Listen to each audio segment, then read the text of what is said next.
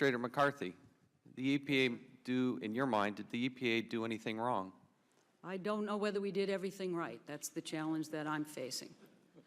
Now, the challenge you're facing right now is my question. And my question is, did the EPA do anything wrong? I think we could have been, I would hope that we would have been more aggressive. I would hope that we would have escalated this issue. If we could have done absolutely anything to stand on a rooftop and scream about the challenges we're having and the so concerns you're we should have just done. not... I think he was not at all informed about what EPA did. I think he knows nothing about the law, which he readily admits. He knows He doesn't know how we're supposed to work in the system. He doesn't understand that the problem itself was the responsibility of the states. Oversight was our responsibility. We took that seriously, and we conducted it. Does that mean I don't have regrets? Because I'd really like No, to that's a step whole back different here, sir. standard. Everybody can say that's cheap. Oh yeah, we just got regrets. No, that's a cheap. That's cheap.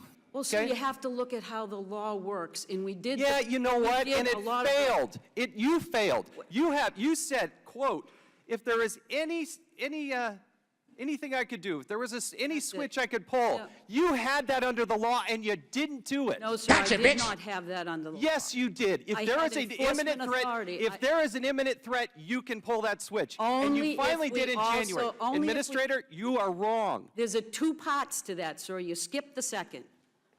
What's the second part? You need to have the information to determine an imminent substantial threat. So why do we even need an EPA? If you can't do that, sorry. you were in those homes. No, I am asking the questions. Okay. Yes, okay. In February is when you first arrived on the scene, and it wasn't until January of the next year that you actually did something. That's the fundamental problem. Don't look around like you're mystified. That's what happened. Miguel Del Toro showed up in February. You didn't take action.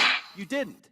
And you could have pulled that switch. We consistently took action from that point forward. There are a lot of people in this audience from Flint. Sir, nobody believes that you took action. You had those levers there. Mark Edwards from Virginia Tech, bless his heart. No, just listen for a second. Okay.